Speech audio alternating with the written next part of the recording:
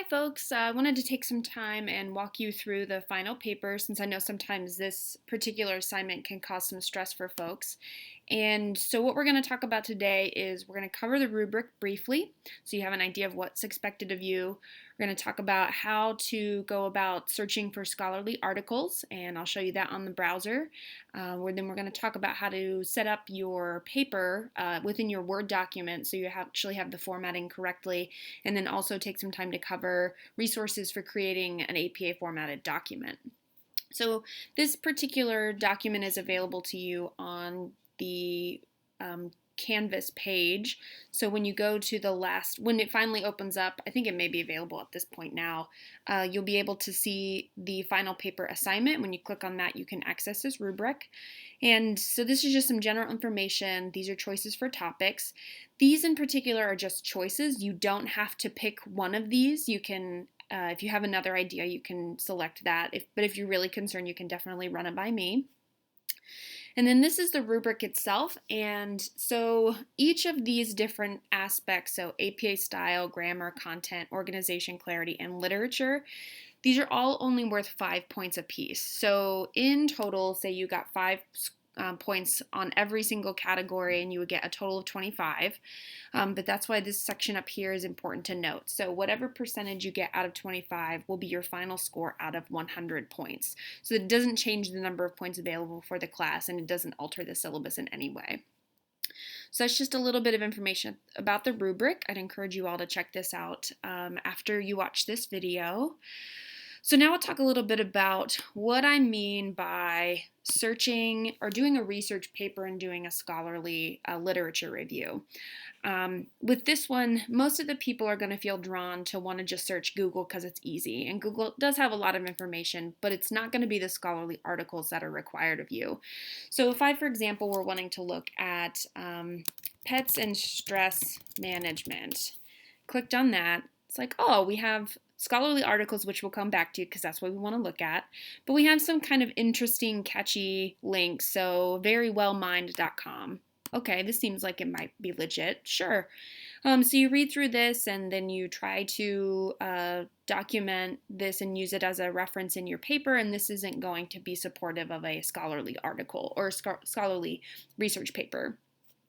But if we go back to the search page, you can see scholarly articles for the topic that you typed in, and you can either click on this as such, or you can create a new browser and type in scholar.google.com. You click on that, and this will give you a direct link to anything you're searching will automatically come up with scholarly articles. So a little bit of information about what a scholarly article is. It's a journal article from a professional organization where peers from the field have reviewed the research. And why this matters is because it provides legitimacy to what they're looking at. Then you know the research was pretty sound, the findings have been vetted, and you can more or less trust the information that's being presented. One of the things with this Google Scholar search that relates to the rubric, which I think I've already closed, so I won't bother opening that back up, is you have to have it within the last 5 years. So this is 2019, so you want to look for things no older than 2014. So you can do the custom range this way, and you'll hit search, and it will close the search options on here. So this is 2014, but you shouldn't see anything older than that.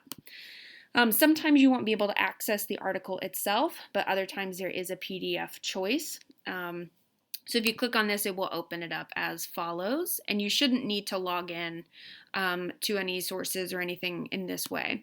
So here is a lovely research article that we'll just look at, and as you can probably tell, it doesn't relate to actually pets and stress management, but we'll go with it just for reference.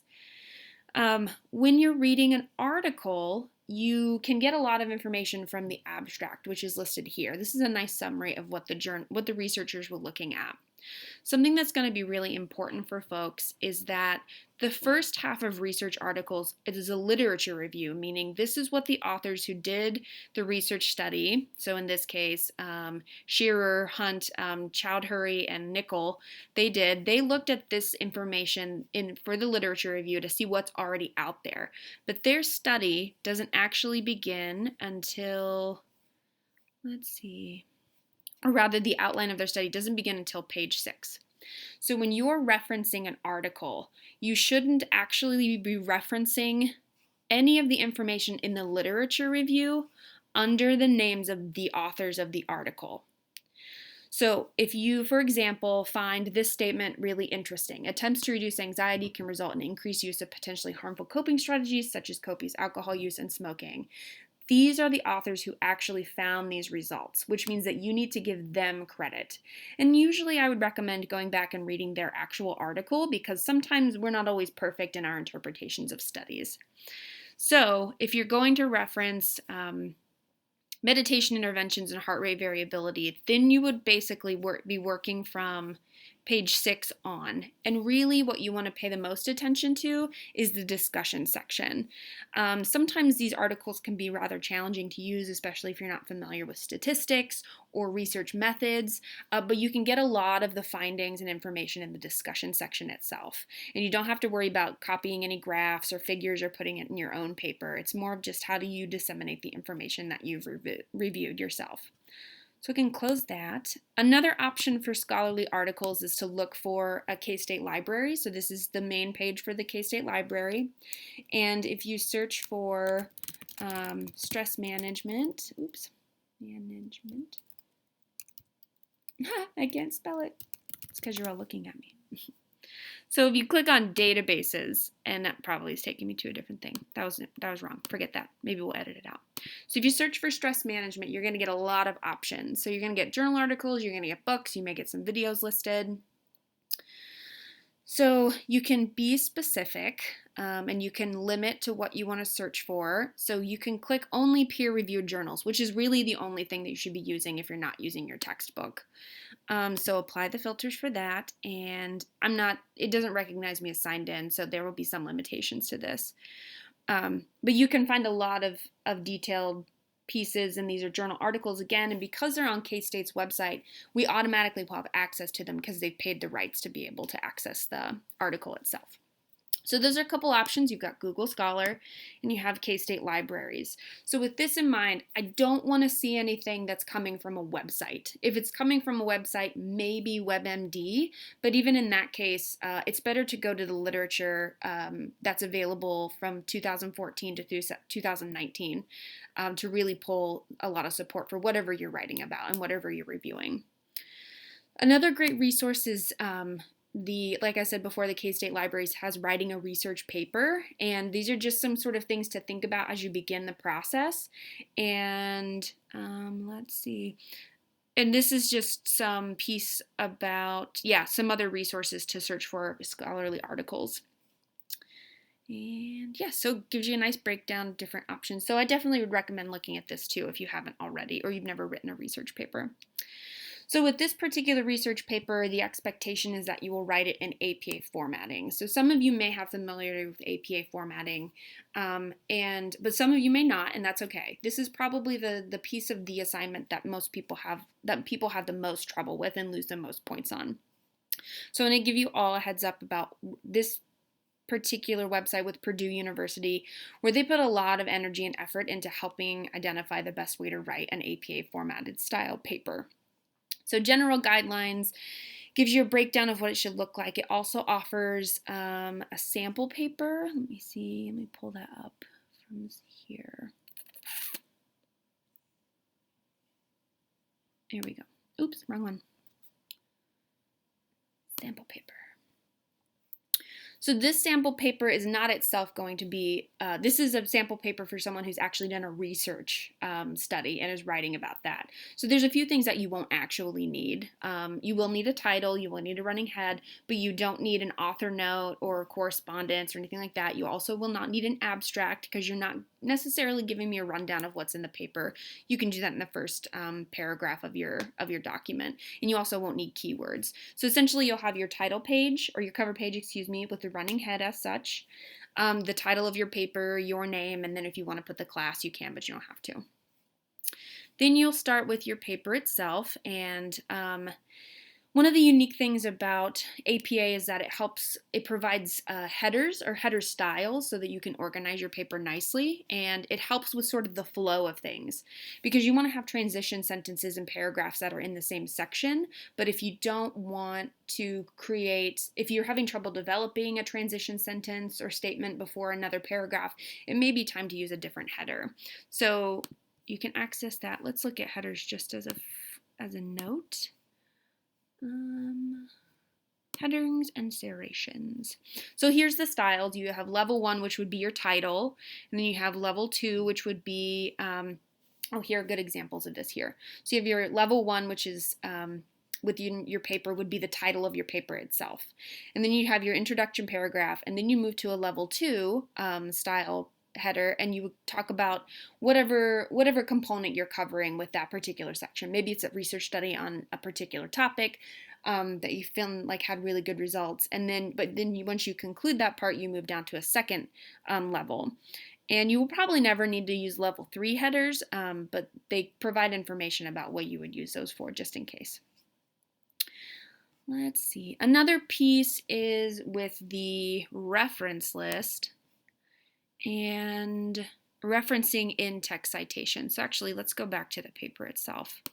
So the sample paper here, when you're doing in-text citations, if it is outside of a parenthesis, so say you're starting off a sentence, like in this case, so these authors, and then you always want to put just the year date. You do not need to put the month it was published. You don't need to put the page number for this because you're just referencing it, and this helps me know who you're talking about or who you're citing. So these folks in 2002 suggest that blah, blah, blah, these kind of components. So this is one option for an in-text citation. This is a little more in the weeds, and we probably will need to go to today, but one important thing to note is that 3 or more people, 3 to 6 people who are authors, they get listed out completely the first time you ever reference them, and then moving forward, you get the et als from that. And if you notice with this particular paragraph, they didn't add the date again because all of this information is from the Cummings et al. Study. Let's see. So this is another alternative for, and you see this is a new paragraph, but we've referenced them already, so we don't need to write all their names out again. So this is an introduction or a sentence opener, but then this information is noted at the end. So all of the information needs to be included in parentheses after the sentence is completed. And if you notice, the period is after the parentheses because it's denoting that it's holding all of this information in the same place. And then, let's see, we have the same reference here. I'm trying to find a different reference. Oh, here we have. So this is a new group of folks, and as you can see, this entire sentence was related to their research study. This was not what these folks looked up in their literature review. This is what they found in their own work. So we write their names out here, but then we don't write them out here. And let me see.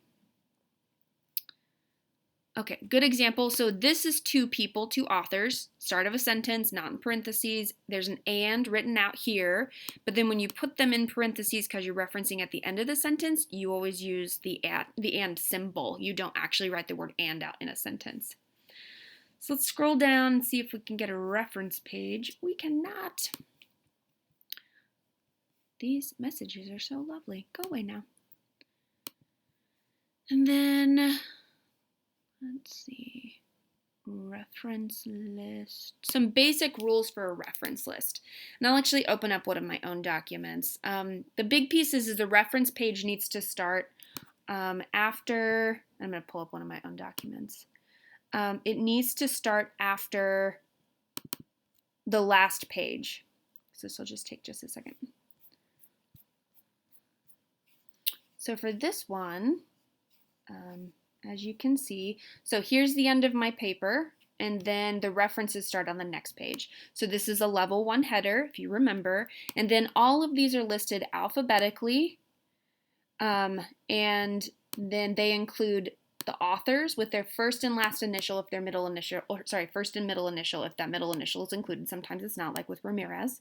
So this is the order the authors presented or on the research paper they wrote. This is not in alphabetical order itself, but this is down the list. So all of the authors with the and instead of the and symbol instead of and then the year. Then you have the title of the article, and then you have the journal article in italics and the issue number that it was, and then you have the page numbers for the article itself, and then you include the digital object identifier. And that's just an easy way to kind of reference some pieces that if anybody would need to look stuff up. Now, to be transparent, I do look at your references that you have on your reference list, and I do compare those to what you've referenced or you've cited in your own paper to make sure that no plagiarism occurred inadvertently or purposefully, and that you have appropriate citations for your information.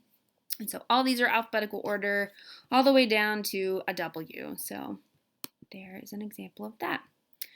So Purdue, and I've listed this on the reference, or the rubric, excuse me, this particular website. So please reference this. If you're not sure, send it to me and I will review it and make sure your APA formatting's doing pretty well. And to be honest, like, we won't all always get them perfect. So we do try to have a little bit of understanding with it. But just give it your best shot. And if you're not sure, let me know and I will do my best to help. So I want to move to now the Word document, because this is where people get tripped up a lot of the time, particularly with the headers. So I'm going to talk about how to create a header pretty simply. So one of the things we need to recognize is that we are going to have a cover page. Cover page, research paper, stress management, Cody Walls, EdPsych, or EdCep 502. So first things first, everything must be in Times New Roman or something as such. Oops, didn't take. And then it needs to be double spaced. So that's probably maybe fast for some folks. So I just right clicked, and on a Mac it's double 2-finger click. So paragraph, and don't have to worry about any of this information, but it's in the spacing. Make sure that the before is 0 and the after is 0, but that you do double with line spacing. And then hit OK. And this is our cover page. So then we need to create a running head, because then this will be our title. Level 1 header is in caps. Or sorry, on this one it's not. So document, excellent. And then we have our first introduction paragraph. And as you can see, this is all still double spaced because I set that up when I started writing. So we got 2 pages on this document, but we need to create a running head. And on the first page, and how I accessed that was I just got to the top of the document and I double clicked it. So we have our header. First things first is we have to add a page number, and then this is all accurate, so we just start here. And then the anchor is over on the left side, which is where we need it to be. So on this very first page, so as you can see on the second page now, the page number comes up. And but we want these to be different. And why we want them to be different is because on this first page, it will say running head, sorry. Wait, let me double check that, sorry.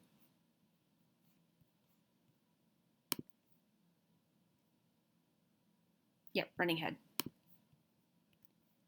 So we have running head, semicolon, the title in caps. So title in, I should put this, abbreviated title in caps. Does abbreviated have 2? Yes, it does. All right, abbreviated title in caps. So if your paper is owning a pet and stress levels, then you could probably just put pets and stress in the running head. It doesn't have to be a full title. So this only should appear on the first page though, where it basically tells us what the running head is and then writes it out for us. But if you look at the document and scroll down, it still shows up in the second page. So we need to somehow make this go away. So usually what I end up doing is, if I've forgotten to do this to begin with, is I copy this section and then I delete it and I click on different first page. So this will keep the same on here, But then this goes away. So then you need to go back through and put in page number, okay, and then running head abbreviated title in caps. So this page then is formatted correctly on this page, and then it's formatted correctly on this page. So then, as I said before, to do a reference list, we need to be onto a different page. So do references. Then we scooch over here and say we did Smith, GE, and Roberts, PT, 2016. The impact of owning a pet on salivary cortisol levels. Pulling this out of my head. And the journal is, let's see, what sounds legitimate for animals? Animals and human interactions. So, and we'll have journal 12, and this is pages 49 to 63. Then we have the digital object identifier, and this will be probably something like this. Yay, we have it. Okay, but the formatting is incorrect with this reference. So we need to change where the spacing is. So with a reference, the first line is over all the way to the left, but then we have the hanging indentation. So we still want a double, we want 0, 0 with spacing, and then we want a special hanging. So we hit OK, and it lines it up correctly. And then we would make sure we had our references that were in alphabetical order. So if we had one from George and Friends, and maybe he just wrote that article by himself in 2015, title of article, journal, issue, pages, DOI. So there's George, but maybe we also found one by Wesley. So, and Friends, and same thing. So I hope this all makes sense, and that you feel now a little more comfortable and confident of getting all this information started and written. I look forward to reading your papers, and as always, if you have any questions, please feel free to let me know. Good luck, folks.